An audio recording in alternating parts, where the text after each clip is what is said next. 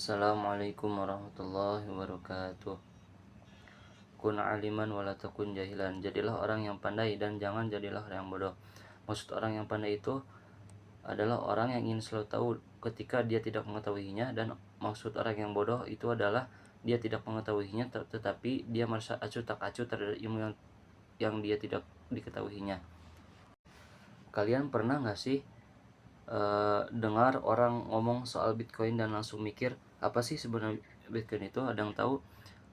Jadi Bitcoin itu kok bisa harganya naik turun kayak roller coaster. Hari ini saya akan membahas bareng-bareng soal Bitcoin, mulai dari apa, gimana cara kerjanya, sampai kenapa banyak orang yang percaya ini bisa jadi emas digital di masa depan. Tenang aja, nggak perlu jadi ahli teknologi atau ekonomi buat ngerti. Tujuan kita hari ini adalah bikin hal yang kelihatannya rumit jadi gampang dipahami. Nah, di slide ini kita mulai dengan pertanyaan paling dasar. Apa itu Bitcoin? Jadi, Bitcoin adalah sebuah bentuk uang elektronik yang pertama kali dibuat pada tahun 2009 oleh seseorang atau mungkin sekelompok orang dengan nama samaran, yaitu Satoshi Nakamoto. Ini tuh samaran ya, karena sampai saat ini yang membuat Bitcoin itu belum diketahui. Bedanya dengan uang biasa, Bitcoin itu digital sepenuhnya. Gak ada bentuk fisik seperti koin atau kertas. Bisa dibilang ini seperti versi tingkat lanjut dari uang elektronik yang mungkin udah sering kita pakai, seperti e-money atau saldo digital di dompet digital, seperti m-banking. Tapi Bitcoin punya keunikan yang lebih dalam. Yang menarik dari Bitcoin adalah berjalan secara desentralisasi, artinya gak dikendalikan oleh pemerintah atau bank sentral dan atau lembaga tertentu. Makanya di Indonesia itu Bitcoin itu masih termasuk ilegal lah. Ini beda banget dengan sistem keuangan konvensional yang biasanya diatur oleh satu otoritas. Dan yang terakhir, sistem Bitcoin ini bekerja dengan prinsip P2P atau peer to peer. Artinya transaksi bisa langsung dilakukan antar pengguna tanpa perantara kayak bank atau penyedia jasa lainnya. Nah, jadi gimana sih cara kerja Bitcoin? Di balik teknologi Bitcoin ada yang namanya blockchain. Nah, ini bisa dibayangkan kayak buku besar digital yang nyimpen semua catatan transaksi Bitcoin yang pernah terjadi. Tapi bedanya, buku besar ini terbuka untuk umum dan bisa dilihat siapa saja.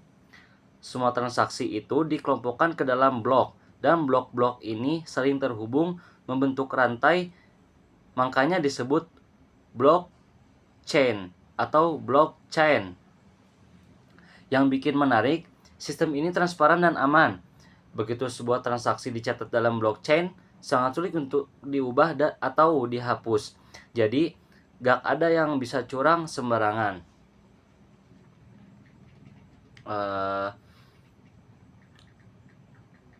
Dan yang paling keren, blockchain itu terdistribusi. Artinya, data transaksi nggak cuma disimpan di satu tempat saja, tapi tersebar di ribuan komputer di seluruh dunia. Jadi meskipun satu atau beberapa komputer rusak atau diserang, sistem tetap berjalan, tahan banting, dan gak gampang mati. Soalnya Bitcoin itu bersifat digital, tidak bersifat hardware kayak berbentuk fisik lah. Jadi sifatnya kayak ya digital. Mengapa Bitcoin itu sangat penting? Karena di zaman sekarang yang serba digital, kebutuhan akan alat pembayaran atau penyimpanan uang yang aman dan fleksibel juga makin tinggi. Nah, disinilah Bitcoin mulai dianggap penting, karena dia punya keunggulan yang cocok banget sama kebutuhan zaman sekarang, terutama dalam dunia bisnis dan transaksi online. Nah, apa sih manfaat Bitcoin di zaman sekarang? Yaitu manfaatnya sangat banyak. Contoh pentingnya itu keamanan yang tinggi. Bitcoin menggunakan teknologi kriptografi dan blockchain. Jadi data dan transaksi terlindungi dengan sangat baik, nggak mudah diretas, dan semuanya tercatat dengan jelas. Yang kedua, transaksi cepat dan murah. Terutama kalau kita ngomongin pengiriman uang di lintas negara, Bitcoin sangat bisa jadi solusi hemat dan cepat dibanding sistem perbankan tradisional yang kadang ribet dan mahal. Terus yang ketiga, manfaatnya. Siapapun yang punya koneksi internet bisa pakai Bitcoin. Nggak peduli di negara mana mereka tinggal. Ini ngebuka peluang buat orang-orang yang mungkin nggak punya akses ke bank. Yang keempat, jumlahnya terbatas. Total Bitcoin yang bisa ditambang cuma 21 juta karena jumlahnya terbatas. Banyak orang ngelihat ini kayak emas digital, langka dan punya potensi nilai baik. Yang terakhir manfaatnya yaitu potensi investasi. Karena sifatnya yang terbatas dan teknologinya yang kuat, banyak orang mulai ngelihat Bitcoin sebagai penyimpanan nilai jangka panjang, mirip kayak emas tapi versi digital. Nah, bagaimana mendapatkan dan menggunakan Bitcoin? Kalau kita tertarik menggunakan atau memiliki Bitcoin, ada beberapa cara yang bisa kita tempuh. Nah, di slide ini saya akan menjelaskan langkah-langkah dasar untuk memulai dengan Bitcoin. Yang pertama, yaitu membeli Bitcoin. Cara paling umum adalah dengan membelinya lewat platform pertukaran aset kripto. Beberapa contoh yang populer di Indonesia adalah yang terkenal dan terpercaya ya. Itu adalah Indodax yang pertama, yang kedua toko kripto, dan juga Binance. Di sini kita bisa beli Bitcoin pakai rupiah lalu disimpan di dompet digital. Terus yang kedua, menambang Bitcoin atau mining. Ini adalah proses teknis di mana kita menggunakan komputer khusus untuk memverifikasi transaksi Bitcoin. Tapi perlu diingat, proses ini butuh biaya besar karena harus menggunakan perangkat keras yang canggih dan listrik yang cukup tinggi saat ini. Aktivitas mining lebih banyak dilakukan oleh perusahaan-perusahaan besar.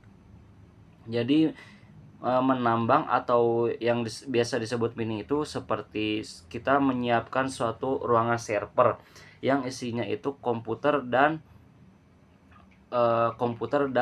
alat-alat untuk menambang atau yang disebut biasanya mining seperti VGA, terus internet dan lain-lain. Nah, yang ketiga, menerima pembayaran dengan Bitcoin. Kita juga bisa mendapatkan Bitcoin dengan menerimanya sebagai alat pembayaran. Contoh misalnya kita akan jual barang atau jasa secara online. Bisa memilih menerima Bitcoin sebagai metode pembayaran. Dan yang terakhir, menyimpan Bitcoin. Setelah dapat Bitcoin, kita perlu menyimpannya di dompet digital atau yang disebut biasanya wallet yang aman. Ada dua jenis wallet, online dan offline. Tergantung tingkat keamanan yang kita butuhkan. Biasanya sih yang lebih aman itu yang online ya. Nah, sebagai penutup, kita dapat menyimpulkan bahwa Bitcoin bukan hanya sekedar uang digital, tetapi juga sebuah teknologi revolusioner yang mengandalkan blockchain untuk menjamin keamanan, transparansi, dan efisiensi. Lalu, Bitcoin menjadi penting karena yang pertama, menawarkan transaksi online cepat dan murah, terutama secara internasional. Yang kedua, terbuka untuk semua orang di dunia yang punya akses internet. Yang ketiga, jumlahnya terbatas hingga memiliki potensi sebagai aset investasi. Di era digital ini, memahami dan mengenal Bitcoin bisa membuka peluang baru, baik dari sisi investasi, bisnis, maupun teknologi. Namun, tentu saja penting juga bagi kita untuk tetap bijak, waspada terhadap risiko, dan terus belajar agar bisa memanfaatkan secara maksimal. Kurang lebihnya mohon maaf. Wassalamualaikum warahmatullahi wabarakatuh. Salam digital dan sukses selalu.